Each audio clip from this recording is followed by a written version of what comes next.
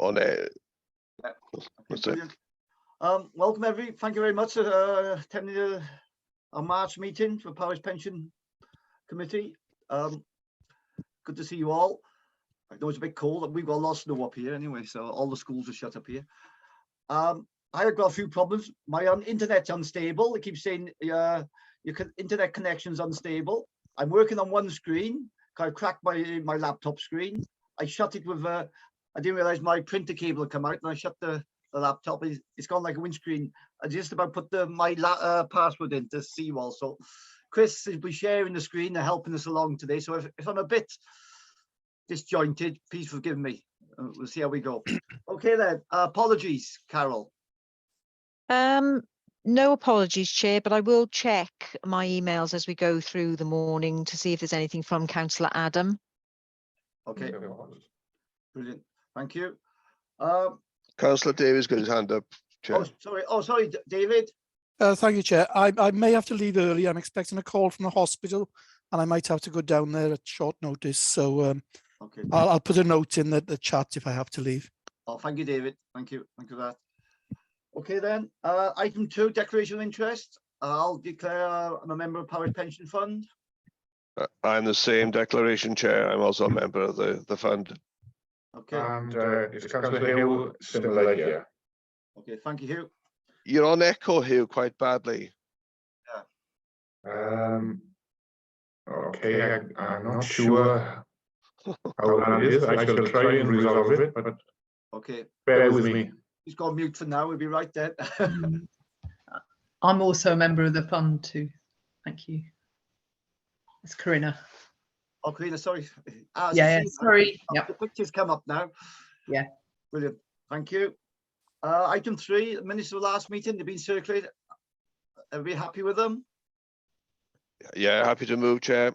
Thank you, Errol. Can I have a seconder, please? Hugh, thank you. Okay, item number 4. Welcome, Gerard. You're up on the top now. Over to you. Are you on mute, Gerard? Thank you, Chair. It's quite straightforward this time. Nothing exceptional to report, so I'm happy to take the paper as read, and I'm happy to answer any questions from the committee. Okay, thank you, Gerard. Any questions to Gerard? No. Taking those read. So what to do with these, Chris? We just approve them. Yeah, we can't sort of vote on them, can we? Just for noting, isn't it? Yeah. Yeah, noted. Thank you, Gerard. Thank you very much. Thank you, Chair. Okay, this will be over to Chris. Item 5, administration and governance report. To consider this report. Over to you, Chris. That's good. You're going to share the screen. You'll be right now. Thank you, Chair. Yeah, I'll just get to the right section of the report. Committee be aware that the meeting pack for this one's fairly substantial, over 250 pages at my last count. So I don't intend to go through every point by point on these reports, but I'm happy to obviously take any questions or discuss if committee have any desire to do that. So as usual, I do try and include a governance and administration update for committee at each of these meetings, and that's what we're looking at here. Just going to pull out a couple of things which I think are probably of interest to committee and they should probably be aware of. With the changes in government, the Scheme Advisory Board have been looking to meet with the Minister for the Local Government Pension Scheme, which has now happened. But they've also written to make a recommendation or ask the government to consider one of the regulations within the pension scheme regulations to do with potential age complications. Committee will be aware I've talked about McLeod for some time now, which is an age discrimination case in the public sector pensions arrangements. There's another age-related regulation to do with payments of death grants, which the Scheme Advisory Board have just written to the government to ask about whether they might want to consider that, just to try and nip any potential age discrimination challenges in the bud before they happen. So that was just for interest. I thought it was quite interesting, and I just wanted to make committee aware that some dialogue going on between the Scheme Advisory Board and the government about that. 2.2 is just announcing some reforms which are asking us to consider investment strategy, and also the expectation of some pooling guidance, which has been talked about for some time. We expect that to happen in early 2023, although we haven't seen it yet. So we'll keep our eyes open for that.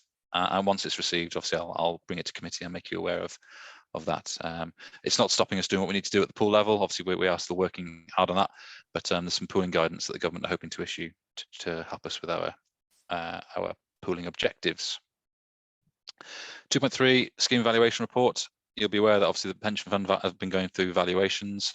The scheme advisory board collate all the information from all the funds in England and Wales and produce a evaluation report of the overall LGPS. And once that's available, I will share with committee. So work is going on that.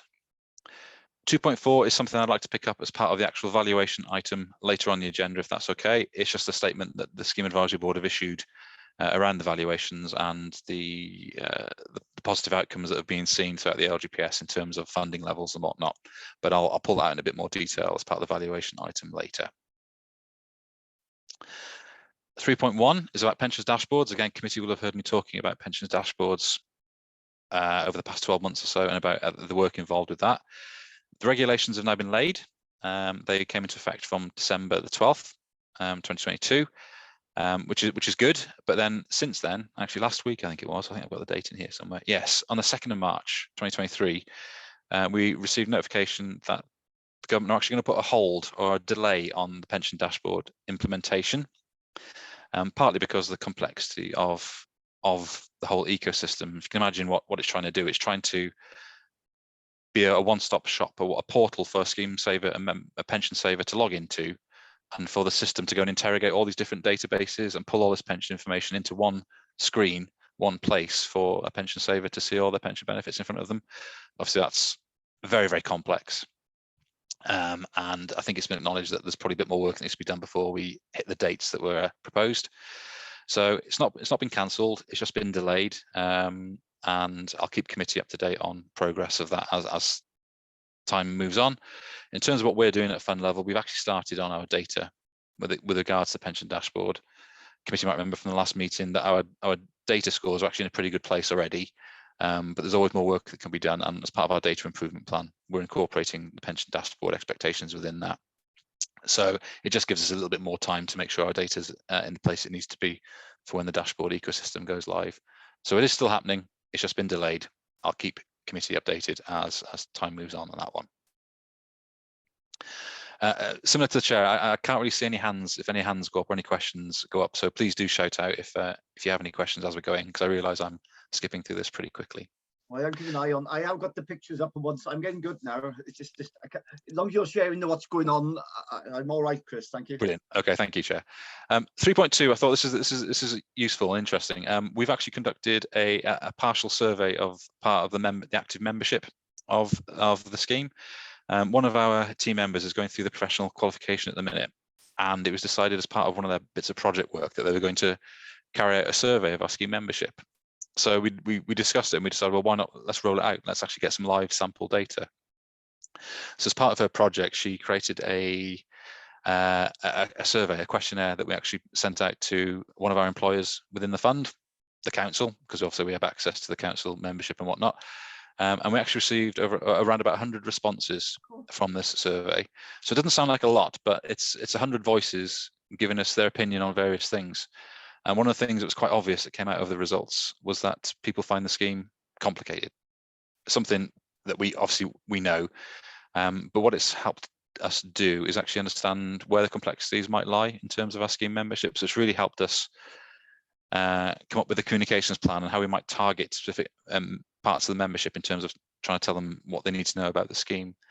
So it was quite a useful exercise. We've not done it before. It's certainly never been done in this way in my time in pensions, which is 20 odd years or so.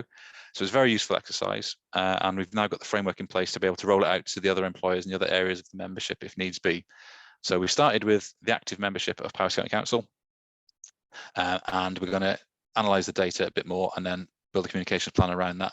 Likelihood is we'll roll it out then to the rest of the membership and carry it out periodically. But a great start, really helpful, and something that I'll see if I'm able to put it all together for you to be able to share, so you can have a look at what we asked and what sort of results were as well. So leave that one with me, and I'll try and get something around committee about that one. But I thought it was very useful. 4 is talking about pensions. 4.1 is talking about pensions dashboards, which I've already covered. There's been a delay. 4.2 is something I think committee should probably be aware of, and this is with regards to the pensions regulator. They've revised and introduced a new policy. So they've revised their enforcement, their prosecution, and created an enforcement strategy. Essentially, what this is looking at is how they're going to treat and investigate various cases when it comes to enforcement and action and whatnot. So there's quite a lot in there. I don't intend to go through each of those links for you. It's that they're there for you to go away and read them. But I think it's important that you're aware that these exist, and it's the approach that the regulator will take when it comes to enforcement of regulations and ultimately any prosecutions as well that might come out of that. So 4.2 is something that I'd suggest you probably just have a revisit of in your own time to read those policies and just be aware that they are out there. They're quite easy to read. They have broken them down into easy read sections. So if you get the chance, please go away and have a look at them. 4.3 is just an example of how the regulator and the Financial Conduct Authority, FCA, are working together in terms of joint communications. I've seen this a little bit more over the past few months. So whether this is a new trend developing where both entities are working together to try and deliver the pensions message out there, I think it's probably a good thing overall. So this is just in to show committee that this is what they were looking at, the pensions work streams essentially. Well, the finance work streams rather than just pensions. Pensions falls into that. So there's, I think there's 8 bits of work they're looking at. Yes, there is 8 ongoing work streams, which are those bullet points there, how the regulator and the FCA working together to get the message out there. A lot of this comes back to communications, as I talked about with our scheme members and people understanding their finances and pensions. So it's good to see, it's pleasing that the both entities are working together. 4.4 is just for information. There's some new transfer guidance that's been produced by the pensions regulator, which we're incorporating into our procedures to make sure we're up to date with what they want us to do. So just there for information. Okay, so it's probably the biggest item on as part of this report is the risk register.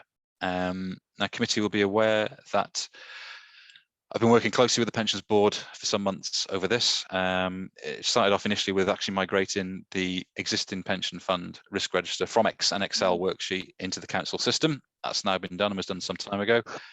As a result of that, we also filtered it down from one large risk register into the 3 pillars of the pension fund, which is administration, governance, and investment. The pension board have been through the administration risk register and indeed made some recommendations to some changes for that, which were approved by committee towards the end of last year. They did the same thing with the governance risk register in November, which was presented to committee in the December 22 meeting. And they're looking to meet over the next month or 2 to look at the investment pillar as well. Again, follow the same process. They'll revisit it, make any recommendations to committee at the next meeting, and they can seek approval there. This item is essentially presenting the updated governance risk register that I've worked on since the December meeting, which has been amended to include the recommendations the board made, which was subsequently approved by committee at the December meeting. However, I did make the decision, seeking approval for committee on this one, to keep those 3, well, there's 2 bullet points which cover 5 different risks separate. One of the recommendations the board made to committee in December was to try and tidy up the risk register and amalgamate some risks. We had quite a few risks which overlapped. So where we could, we thought it was a good idea to try and bring them together, maybe increase the size of one risk, but it's one risk to review rather than potentially 2 or 3. But Govern 5, 6, and 7 are looking at quite specific areas of employers and their covenants, so the financial strength and health of employers.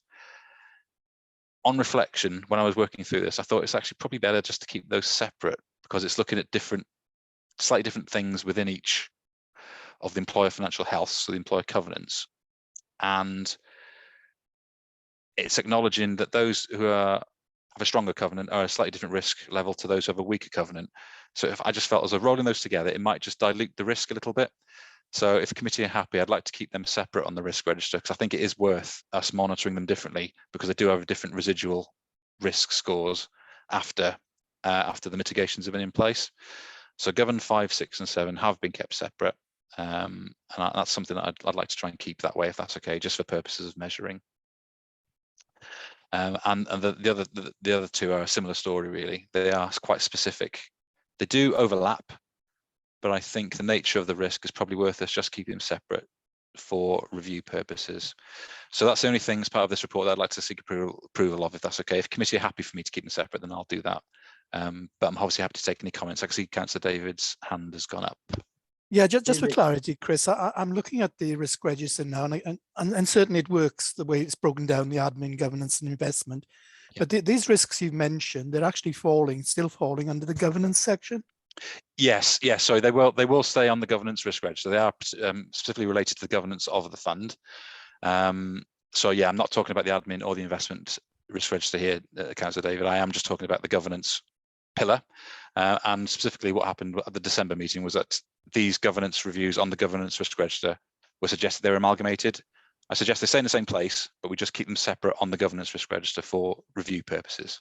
All Sorry right. if I've confused that. Yeah. No, that's clear now. That's fine. Thanks. Thanks. Thanks, David. So yeah, no changes to them. Just keep them separate for easier review. So that's one thing I'd ask committee to consider when we come to the end of the report, if that's okay. So as I say, it's expected that the board and I will work together to do a deeper dive on the remaining investment pillar over the next month or two, and I'll bring an updated report on that one to committee at the next meeting.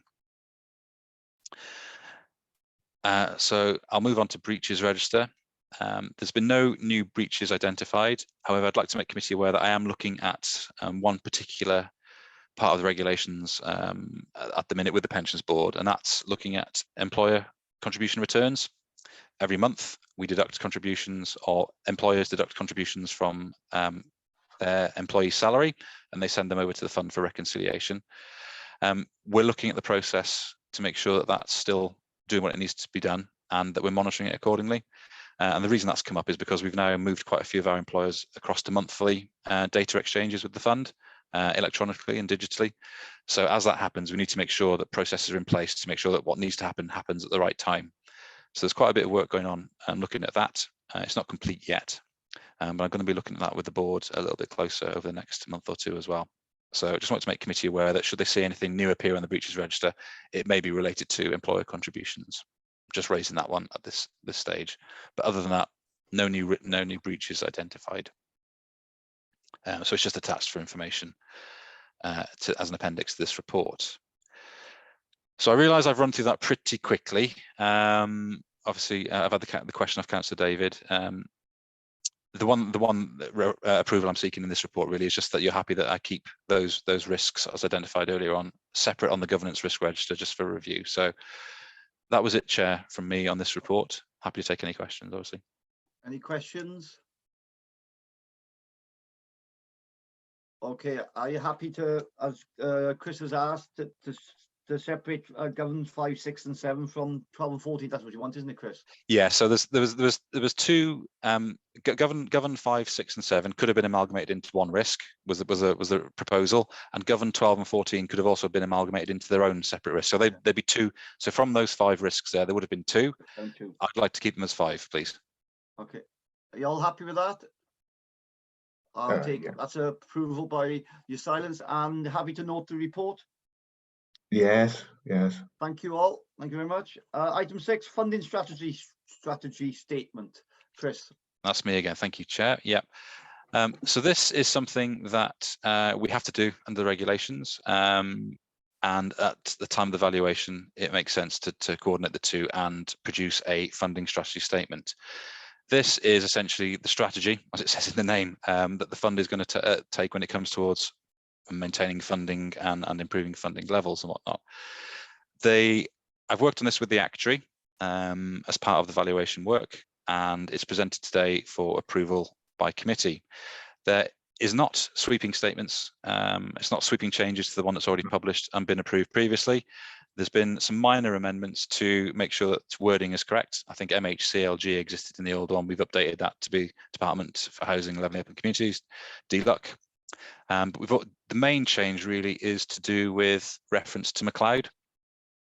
The approach taken at the last valuation was to front load a contribution, essentially, build in an amount within the employer's contribution rate. Since then, we're 3 years on, we know a lot more about McLeod and the remedy and whatnot. So the approach has been tweaked. It's now going to form part of previous service. So the wording has just been amended within the funding strategy statement to say, look, we've taken a change of approach because we know more about it now. We had to do something as part of the 2019 evaluation. That was what we saw was the best fit. Now we've got 3 years more experience and we know about it and how it's going to be, what the remedy is going to be. We'd like to build it into your past service. So that's essentially the main changes to this funding strategy statement. Perhaps if I can just scroll down, I think that's reflected in point 4.7, I think, in the main. But other than that, it is very, very, very similar, very minor tweaks. So the fact that the committee were comfortable with this previously, it's just noting that we've just changed some wording around McLeod and GMP, really. The other thing that we have introduced as part of this is actually covered in 4.7. That's why I made my note. And this is talking about introducing a funding surplus, essentially. So where an employer is over 105% funded, previously, the fund have taken the approach to tinker with the employer contribution or adjust the employer contribution rate to bring them back down to 100% funded.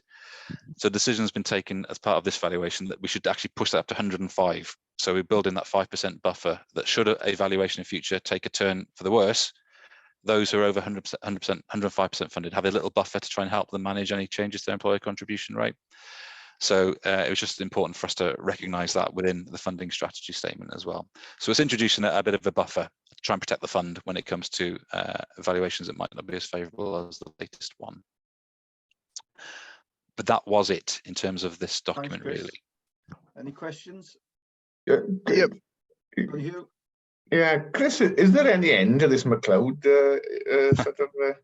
I mean, we've been talking about it for 8 years. Like, I mean, We have. Is there a judgment due or something like that? But Yes, it's a good. yeah. I've got to be honest. It's a good document. I have read it, but since you brought it up, it's your fault. But where are we with that? Or where is everybody? Sometimes I should learn what not to say, shouldn't I, Hugh? No, it's McLeod is. We know what the remedy is now, and we are actively working on our data to try and implement that remedy now. So we know what to do. I started working on it. It's pretty massive in terms of the impact on the team. Essentially, we were having to revisit several thousand lines of data held for our scheme members and implement part-time hours and contributions and salaries even for these people. So yes, we do know what the remedy is. We are working on it, and perhaps at the next meeting I can just give committee a formal update on where we are with it. Maybe that'll be helpful. I'll do that.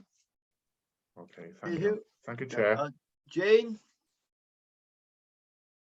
Just to say, Chair, in terms of the 105%, that's a really good, prudent approach. So I'd welcome the support from committee around that, because I think that is really positive. Yeah, having a buffer is a good approach, isn't it? Councillor Arroll? Yeah, thank you, Chair. But yeah, this funding statement, statutory statement, it is a live document in a way, because it can't be changed. It's not fixed for what, 3 years or what have you. No. If we decided a change of strategy was appropriate, we could change it. Yeah, it's just anytime. Yeah, it usually ties in with the valuation, because obviously that's when we set a lot of strategy. But yes. Yeah. Okay. Thank you. Thanks, Chris. Karina? Hello, I don't want to say anything too silly, but isn't it proposed in the budget that we're slightly lowering the contribution rate? Have I got that right? Yes, that's right. Chris, do you want to just update? Well, yeah, there is a separate update about that actually in the valuation update later on, Karina. Okay, yeah, we'll pick that one up as part of a separate item. Yeah. Okay, thanks, Karina. No other hands? Okay, are you happy to? It has been tweaked slightly, but are you happy to approve this? Yeah, happy, Chair. Thank you, Harold. Yeah, I'll second. Okay, thank you all. Okay, item number 7, employer policy. Chris again. Yes, thank you, Chair. Again, this has been a very, very light touch on this, but since these two documents, the funding strategy statement and the employer policy, they are interlinked really, because it talks about the approach to funding. This one's a little bit more specific to the employers, was created really to try and help them understand approaches and the strategy that the fund will take for various scenarios. So say, for example, an employer was leaving, how will the fund treat that situation? So again, the employer policy has really been reflected, updated, just to reflect McLeod wording. That's been amended. And and there's a reference to GMP. Bear with me 1 second. I have got a version on the screen that I'm not sharing that I can go through and track the changes for you. But again, very light touch on this one, probably even less so than the funding strategy statement. But because the two documents do work together, we had to look at them both at the same time. So I'm just scrolling through now.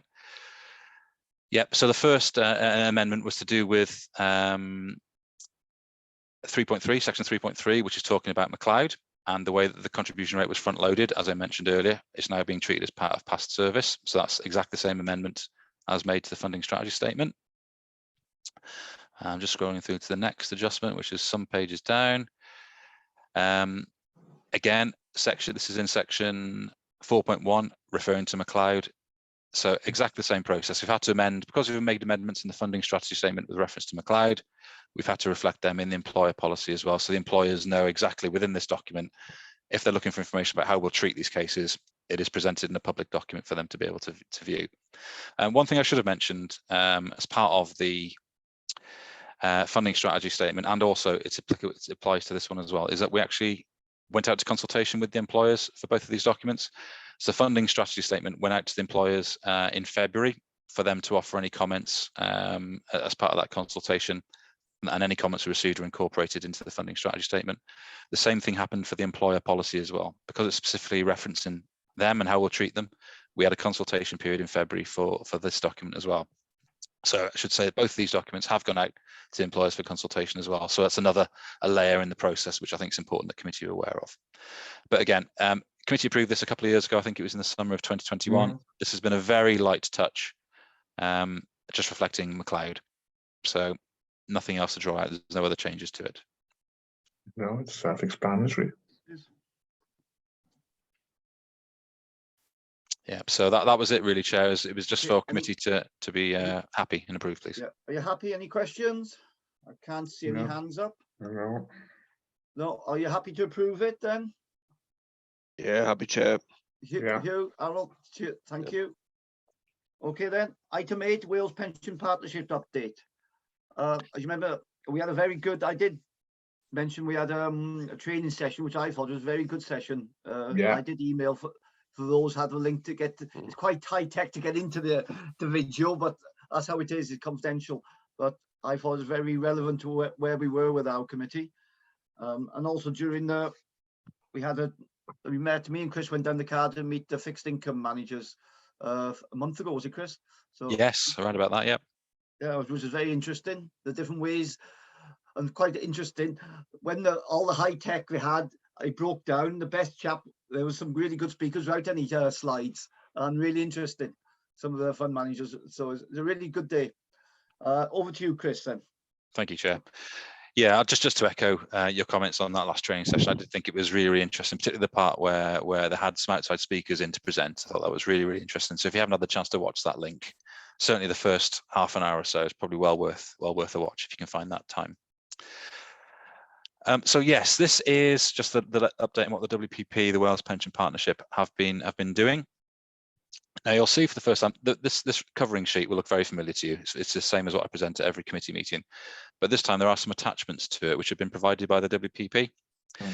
Now this has come about because there's been some of the constituent authorities, officers like myself, who attend the meetings, have been asking for a set of documents that we can all present to our committees. There's 8 of us in Wales, so we're all presenting the same information at around about the same time. So what's attached to this report is the first attempt really at trying to disseminate the information out equally amongst the 8 funds in Wales. What we found is that we're all presenting things slightly differently at different times, so maybe not all the same information is getting out there if people aren't able to check the minutes and whatnot. So these attachments are what have been provided by the WPP as a first attempt. It's just a republishing of the documents that were part of the Joint Governance Committee meeting from December 2022. So if you've been able to see that, they are exactly the same documents. So I think it's a good start. I think it's a good step in the right direction, but I think maybe there's a little bit more that we can do to make sure that the information you get is what you need. And if you've had the chance to look at the meeting and the minutes for the Joint Governance Committee, you would already seen these documents anyway. But it's a good step in the right direction, and it's something that's there available for you to be able to revisit at any point in time. So that's what the attachments are for. But it's useful, I guess, to have them attached to this report because it's all in one place for you rather than to click away. So what else has been going on at the WPP level? Well, there's been obviously some work on the training, as we've already discussed. But perhaps the one thing from this report that I'd like to pull out is that the WPP has been successful, if we look at point 3, in being a signature to the UK Stewardship Code again. So there's quite a lot of work that goes into the submission to be a signatory to the UK Stewardship Code. So we're pleased that WPP have been successful and remain a signature to the UK Stewardship Code, which essentially is setting a standard, a high standard for what the WPP wants to achieve via its responsible investment approach. So that was the one thing really that I wanted to make committee aware of in terms of significant things that have happened at the WPP level. There's obviously lots of work going on in terms of creation of new sub-funds for us all to be able to invest into. We know that the sustainable active equity sub-funds coming in the not too distant future. There's lots of work going on in terms of private markets, real estate, infrastructure, those sorts of things. And when there's more information that can be brought to committee, obviously I'll bring that. But it's quite a short report, but there is a lot going on behind the scenes. A lot of my meetings at the minute are at the WPP level, actually, lots of discussion going on there. But hopefully that's helpful. You've had the chance to look at the individual attachments. That was all really I wanted to touch on at this report, but obviously I'm happy to take any questions that committee might have, Chair, or anybody else about this report.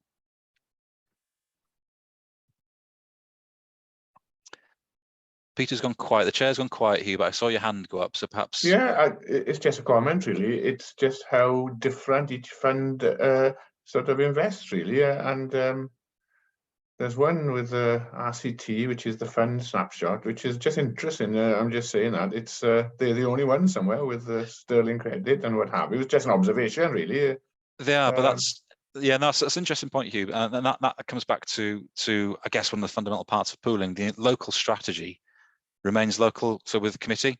Yeah. So obviously some of the funds have different strategies, and one of them was to invest in a sub fund like this. And this is an example of the pool going away and creating that for that fund. So this is an example of what, if we had a specific need or requirement, we could go to WPP and say, look, we want this, and then it'd be up to them to build it and provide it for us. But yeah, hopefully seeing it like this is just useful information, as you say.